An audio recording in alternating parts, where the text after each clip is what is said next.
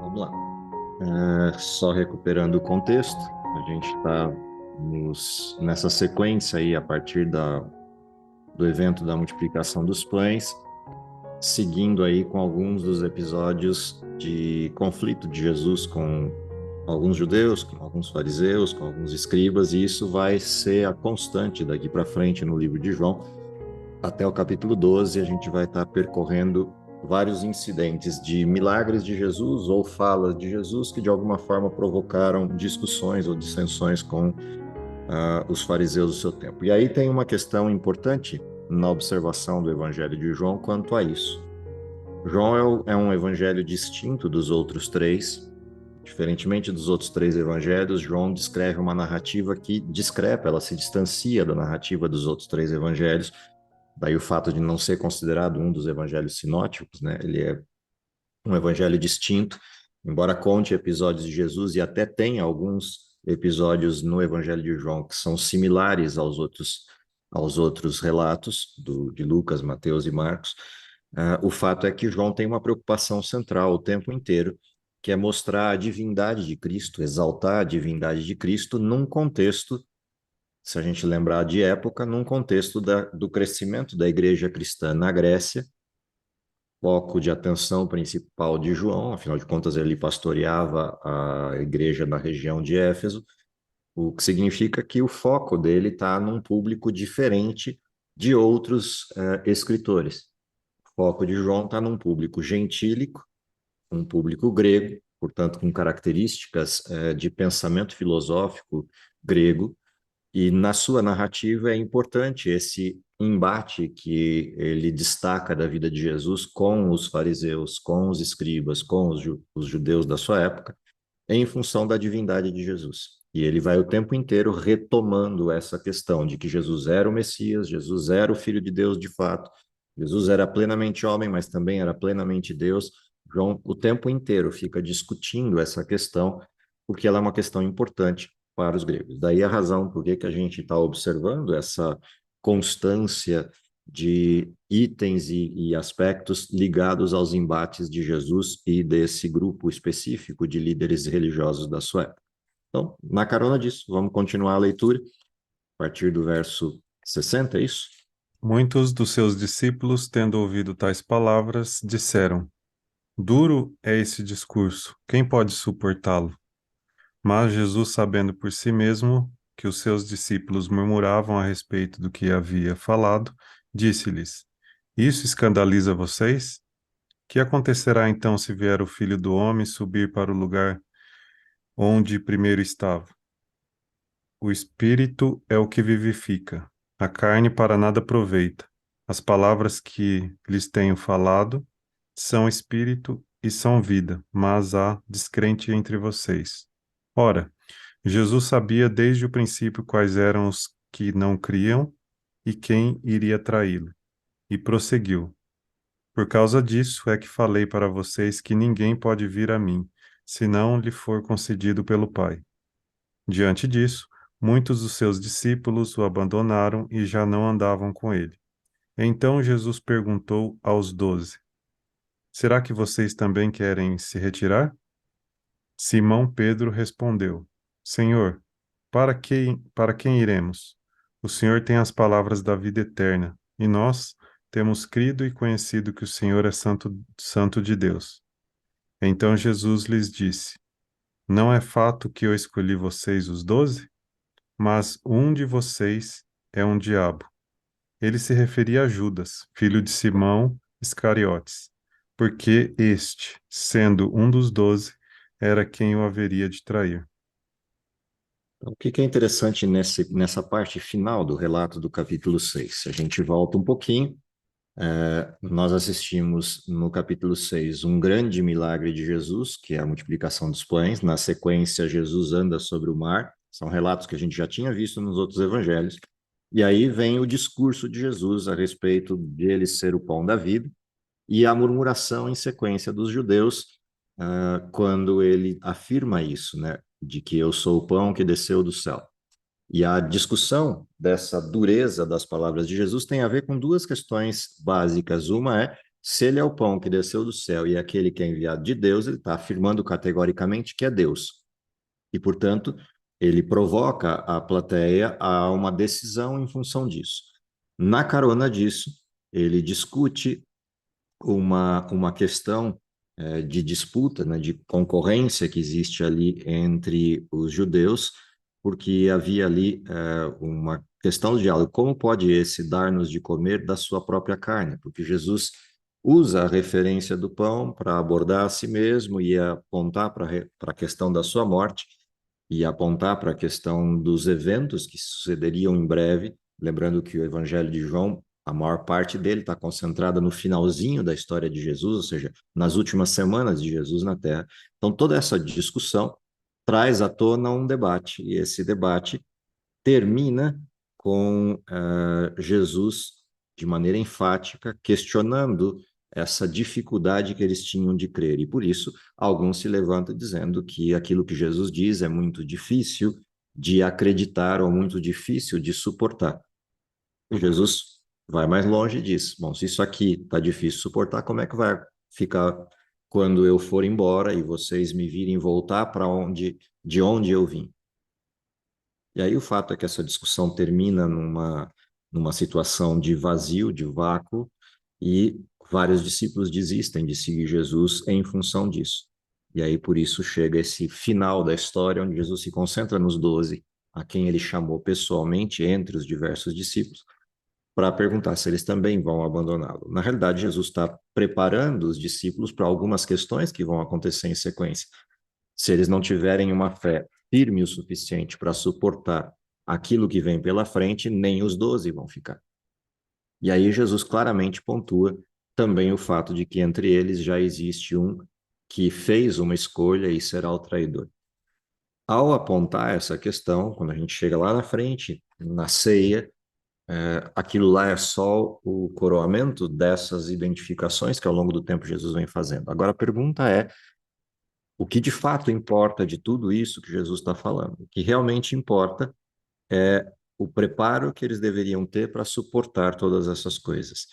Essa questão do preparo e a questão do desenvolvimento da fé é algo que nos interessa, por uma razão direta, de que essas coisas, essas referências que a gente está vendo aqui, elas pontuam coisas que aconteceram nos últimos tempos da história. Afinal de contas, o mesmo nível de preparo e fé necessário para suportar aquilo que estava acontecendo na plenitude dos tempos, na vinda do Messias, é o que é necessário no fim dos tempos, quando, na iminência da vinda de Jesus, a história do mundo vai recrudescendo a história do mal, e nesse contexto, as exigências sobre o povo de Deus vão aumentando em termos do embate que se vê à frente no nosso tempo de história. Então, o que interessa desses textos todos é lembrar que essas mesmas questões presentes no dia de Jesus se repetem no nosso tempo e se intensificam no nosso tempo. Lembrando que a gente tem 3 momentos na Bíblia, de maneira bem marcante, do limite, do limiar da história do pecado. O primeiro deles no dilúvio, o segundo deles na vinda de Jesus como Messias, o terceiro é no nosso tempo. Tanto que o nosso tempo é comparado com esses 2 tempos anteriores, só que num cumulativo de eventos, ele amplia essa questão. Ou seja, aquilo que aconteceu nos dias de Noé acontece no nosso tempo, e aquilo que aconteceu nos dias de Jesus acontece no nosso tempo. E uma coisa somada à outra faz com que o nosso tempo seja muito peculiar em termos de pressão pela qual os filhos de Deus vão passar no finzinho da história. Então, dentro desse contexto, é importante a gente observar com atenção esses eventos e esses embates que estão acontecendo no relato de João, porque eles têm tudo a ver conosco em relação ao tempo em que a gente vive. Na sequência disso, vamos entrar no capítulo 7, continuar aí o percurso desses embates de Jesus e a descrença dos que iam se aproximando dele nessa fase final da manifestação do Messias. Passadas essas coisas, Jesus andava pela Galiléia, porque não desejava percorrer a Judéia, visto que os judeus procuravam matá-lo. Ora, a festa dos judeus, chamada de festa dos tabernáculos, estava próxima. Dirigiram-se, pois, a ele os seus irmãos e lhe disseram: Deixa este lugar e vai para a Judéia, para que também os teus discípulos vejam as obras que fazes. Porque ninguém há que procure ser conhecido em público e, contudo, realize os seus feitos em oculto. Se fazes essas coisas, manifesta-te ao mundo, pois nem mesmo os seus irmãos criam nele. Disse-lhes, pois, Jesus: O meu tempo ainda não chegou, mas o vosso sempre está presente. Não pode o mundo odiar-vos, mas a mim me odeia, porque eu dou testemunho a seu respeito de que as suas obras são más. Subi vós outros à festa, eu, portanto, não subo, porque o meu tempo ainda não está cumprido. Disse-lhe Jesus essas coisas e continuou na Galiléia. Aqui a gente vê um pouquinho do contexto, não só externo, mas interno dos seguidores de Jesus. A vida de Jesus não era fácil nem do lado de fora, no sentido de perseguições ou ameaças constantes de integridade física ou morte, como também não era fácil dentro de casa, uma vez que os seus irmãos também tinham dificuldade em acreditar que ele era o Messias. E essa é uma instabilidade interessante de observar na parte interna da vida de Jesus. Lembrando que esses irmãos de Jesus não são filhos de Maria, são filhos de José, são irmãos mais velhos do que Jesus, e o que justifica, não a descrença, mas justifica o contexto de dificuldade que eles teriam para acreditar em Jesus naquelas condições. Independente de, o fato é que essa instabilidade de alguma forma impacta Jesus. E eles fazem pressão para que Jesus prove quem ele é, já que ele se pontua como Messias, já que disse agora há pouco que era Deus, já que falou que veio do céu, que ele manifeste isso entre as pessoas para que as pessoas passem a acreditar. Ou seja, a pressão que Jesus tem dentro do seu grupo, a perda de alguns discípulos ou de vários discípulos pela pressão externa, tudo isso acumulado gera uma instabilidade no grupo. E essa instabilidade atinge inclusive a casa de Jesus. Quando eles pedem para Jesus descer a Jerusalém, descer a região da Judéia, participar da festa e se mostrar, ou seja, fazer os milagres que ele tem feito em outras regiões dentro da Judéia, Jesus diz que o tempo dele não chegou. E despacha os irmãos, fala, vão vocês. Só que quando ele despacha os irmãos, ele diz algo interessante. Ele pontua aqui que o mundo o odeia, mas o mundo não pode odiar aos irmãos dele. E há uma razão para isso que fica discreta no texto. A razão está na missão de Jesus. Jesus diz que as pessoas o odeiam porque ele aponta as obras dela que são más e, consequentemente, elas não querem perceber essa maldade e quando percebem que alguém viu, elas ficam com raiva. É aquela velha história, se você não aceita a mensagem, acaba buscando matar o carteiro. Então, dentro dessa perspectiva, o que a gente está vendo aqui é uma situação de risco interno e externo voltado para essa condição. E aí, quando Jesus diz que os outros não odeiam os irmãos dele, é porque ele está chamando os irmãos dele de pecadores, dizendo: olha, os outros não têm como odiar vocês, porque vocês são iguais a eles. Então, desçam vocês a festa e eu vou quando for conveniente, eu vou quando o pai me autorizar, eu vou em outra ocasião, quando o meu tempo chegar. E o fato é que os irmãos vão seguir para Jerusalém. Então vamos ver o que acontece dos versos 10 ao 23, que aí vai mostrar a atitude de Jesus depois que os irmãos foram. Mas, depois que seus irmãos subiram para a festa, então subiu ele também, não publicamente, mas em oculto. Ora, os judeus o procuravam na festa e perguntavam: Onde estará ele? E havia grande murmuração a seu respeito entre as multidões. Uns diziam: Ele é bom, e outros: Não, antes enganava o povo. Entretanto, ninguém falava dele abertamente por ter medo dos judeus. Pode continuar. Corria já em, tá, onde- Pode continuar. corria, Isso. pode continuar. Uhum. Corria já em meio à festa e Jesus subiu ao templo e ensinava. Então os judeus se maravilhavam e diziam: Como sabe este letras sem ter estudado? Respondeu-lhe Jesus: O meu ensino não é meu, e sim daquele que me enviou. Se alguém quiser fazer a vontade dele, conhecerá a respeito da doutrina, se ela é de Deus ou se eu falo por mim mesmo. Quem fala por si mesmo está procurando a sua própria glória. Mas o que procura a glória de quem o enviou, esse é verdadeiro, e nele não há injustiça. Não vos deu Moisés a lei? Contudo, ninguém dentre vós a observa. Por que procurais matar-me? Respondeu a multidão: Tens demônio. Quem é que procura matar-te? Replicou-lhe Jesus: Um só feito realizei, e todos vos admirais. Pelo motivo de que Moisés vos deu a circuncisão, se bem que ela não vem dele, mas dos patriarcas, no sábado circuncidais um homem. E se o homem pode ser circuncidado em dia de sábado, para que a lei de Moisés não seja violada, por que vos indignais contra mim pelo fato de eu ter curado num sábado ao todo um homem? Não julguei segundo a aparência, e sim pela reta justiça. Ok. O que acontece de interessante na história é o fato de que Jesus despacha os irmãos dele e depois desce a Judéia. Ele mesmo havia dito que não havia chegado o seu tempo, e ele desce a Judéia apesar disso, apesar dessa fala. E aí o texto faz questão de retratar que ele desce, mas desce em oculto, ele não desce se mostrando, tanto que as pessoas ficam perguntando umas para as outras na cidade, e onde está Jesus, onde ele se encontra, e ninguém sabe, porque de fato ele desceu em segredo. Porém, o que acontece? A festa começa a andar, a festa começa a correr, e Jesus resolve ir ao templo. Para alguém que não queria ser exposto e não queria ser visto, é bastante curioso o fato de Jesus ir ao templo e começar a ensinar no templo. E o interessante é que quando ele começa a ensinar, as pessoas se admiram disso e começam a fazer observações quanto a isso. E a primeira observação é como é que ele pode saber tantas coisas se ele não passou pela escola. E aqui, por escola, entenda passar pela escola dos escribas e ter aprendido a Torá, ter aprendido a lei a partir da referência dos escribas.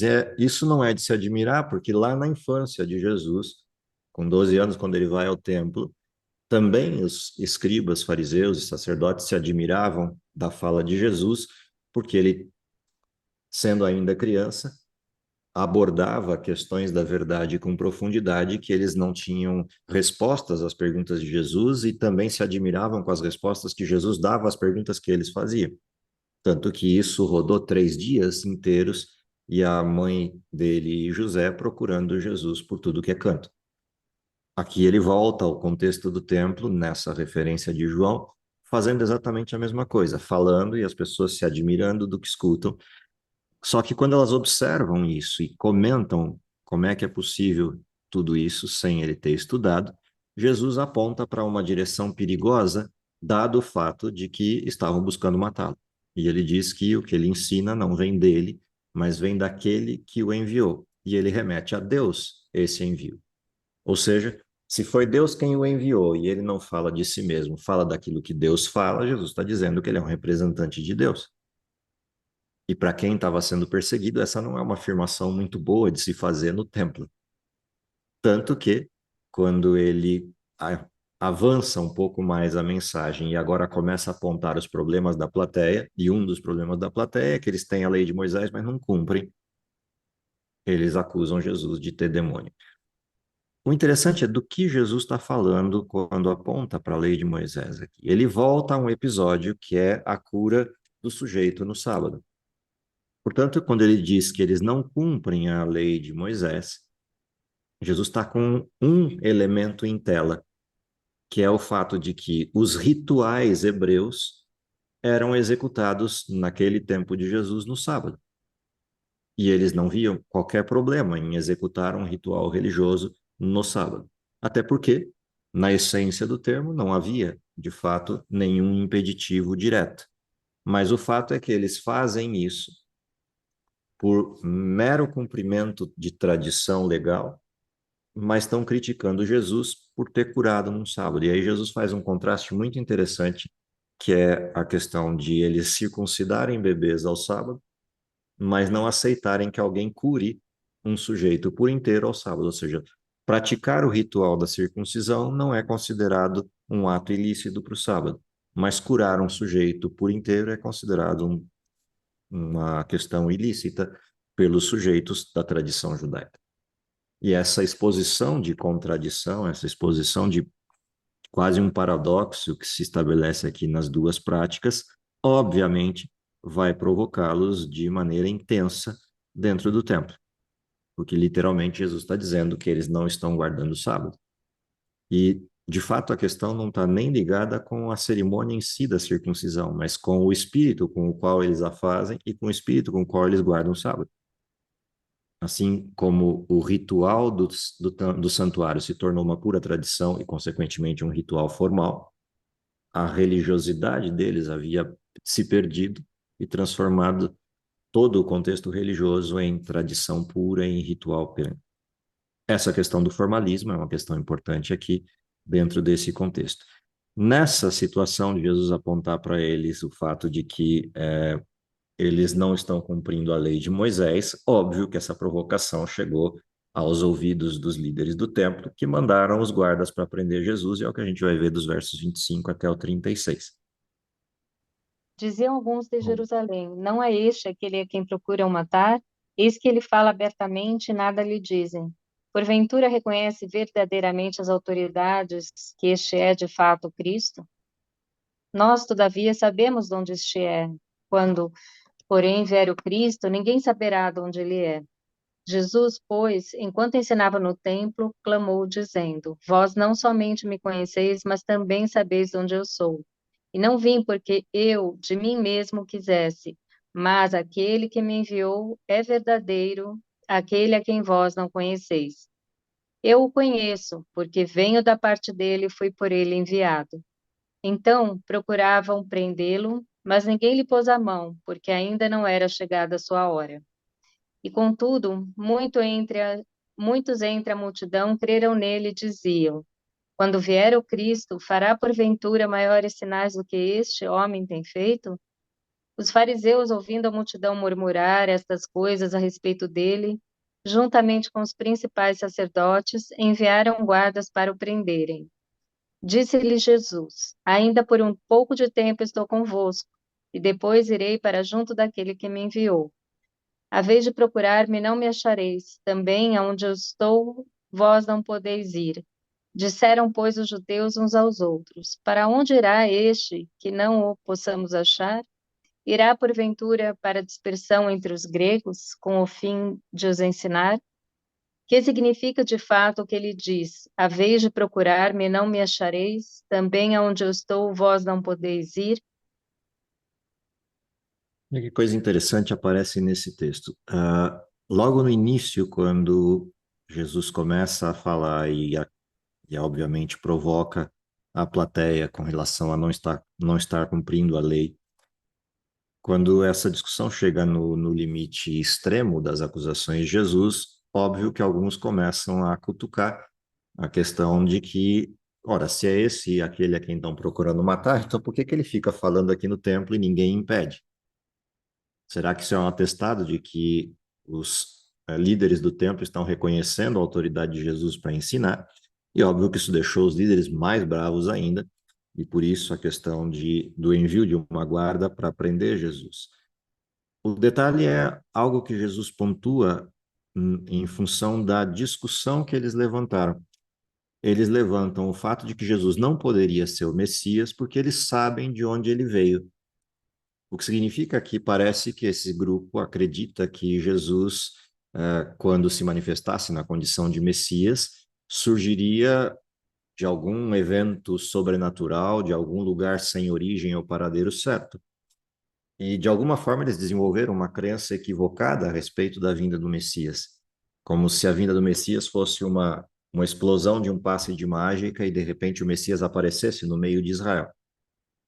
Se eles tivessem prestado atenção nas profecias de Isaías e outros textos messiânicos do Velho Testamento, eles teriam notado que as descrições da vinda de Jesus apontavam para uma criança nascida de uma virgem, o que significa que Jesus viria de algum lugar conhecido e a sua história estaria atrelada a esse contexto de nascimento. Mas eles preferiam olhar para o fato de que Jesus vinha de Nazaré, embora ele não tenha nascido em Nazaré, nasceu em Belém, mas a superficialidade com que conheciam Jesus dava como referência de que ele vinha de Nazaré. E se vinha de Nazaré, eles sabiam de onde ele vinha, e vindo nessas condições, de uma cidade corrupta como era Nazaré, não poderia ser o Cristo. Ou seja, uma lenda leva a outra, que leva a uma descrença. E aí Jesus começa a mostrar a sua própria identidade. Não, eu venho de um lugar conhecido, mas vocês estão equivocados sobre qual é o lugar. E aí, nesse contexto de Jesus apontar de onde ele vem de fato, óbvio que a plateia se divide. Uma parte acredita e passa a perceber que ele de fato é o Messias e vem de Deus, e outra parte fica bronqueada com essa questão, porque de novo Jesus volta a afirmar que vem do céu, que Jesus volta a afirmar que é Deus. E óbvio, isso só intensifica a perseguição.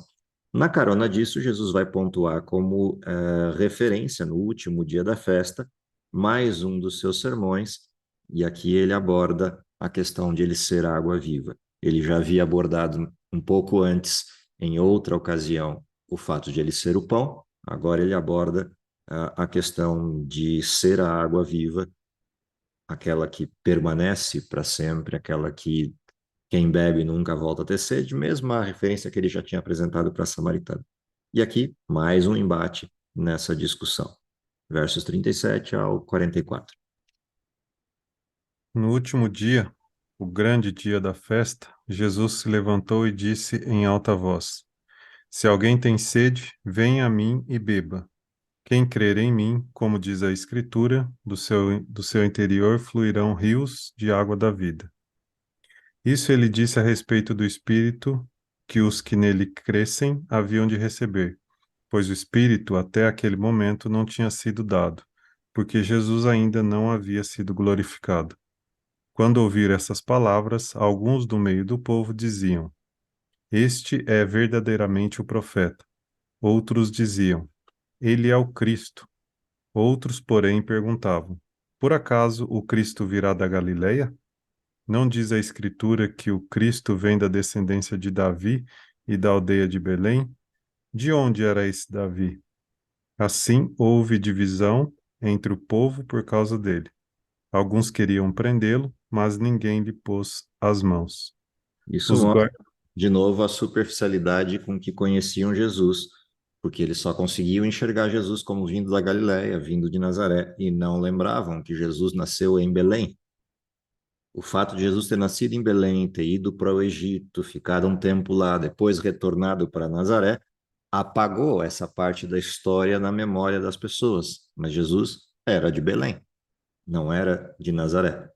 Portanto, ele cumpria à risca o que o Antigo Testamento apontava com relação ao Messias. Ele nasceria da casa de Davi e da cidade de Davi, o que de fato ocorreu com Jesus. Tanto que, quando Jesus nasce, se a gente lembrar de Herodes conversando com os magos e depois chamando um dos escribas para perguntar de onde viria o Messias, a resposta do escriba foi direta: o Messias vem de Belém. Ele nascerá na cidade de Davi. Os magos descem até lá e depois não retornam para Herodes, porque um anjo os adverte de mudar de, num sonho adverte de eles mudarem de trajeto, e eles não retornam a Herodes. Mas o fato é que a noção de que Jesus nasceria de Belém está correta. O que está incorreto é o desconhecimento de que aquele Jesus que está na frente deles não nasceu em Nazaré, nasceu em Belém. O mais interessante é que o texto termina dizendo que uma parte significativa do povo acreditou nele, mas uma outra parte continuou colocando dúvidas e fazendo indagações meio que sem sentido, mas nenhum deles tinha coragem de encostar a mão em Jesus ou de prendê-lo.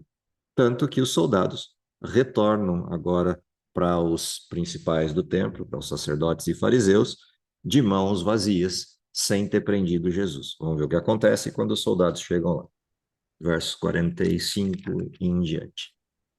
Os guardas voltaram à presença dos principais sacerdotes e fariseus, e estes lhe perguntaram: Por que você não o trouxeram? Eles responderam: Jamais alguém falou como esse homem. Os fariseus disseram aos guardas: Será que também vocês foram enganados? Por acaso alguma das autoridades ou algum dos fariseus creu nele? Mas esse povo que nada sabe da lei é maldito. Nicodemos, um deles, que antes tinham ido conversar com Jesus, perguntou-lhes: Será que a nossa lei condena um homem sem primeiro ouvi-lo e saber o que ele fez? Eles responderam: Por acaso também você é da Galileia? Examine e verá que da Galileia não se levanta profeta. E cada um foi para a sua casa. Ou seja, mantém-se a mesma referência de que Jesus tenha vindo da Galileia, sem saber que ele veio de Belém, mas aqui aparecem na cena duas coisas curiosas. A primeira delas é os guardas voltam de mãos abanando, mas com uma resposta na ponta da língua. Nós nunca vimos alguém que fale como esse sujeito fala. Tanto que essa provocação leva os fariseus à pergunta: será que vocês também foram enganados? Vocês também estão acreditando nele? E dentro dessa discussão do que fazer a partir disso, vem um outro sujeito, que é o segundo aspecto interessante desse relato, um outro sujeito chamado Nicodemos, que se levanta e questiona o fato de que ele está sendo condenado, ou seja, eles estão acusando e ao mesmo tempo condenando Jesus mesmo sem ter passado por um julgamento, já afirmando categoricamente que Jesus não pode ser o que está dizendo ser. A discussão, ela obviamente se amplia, como Nicodemos é um grande e respeitado mestre da época, essa dissensão fica no vazio.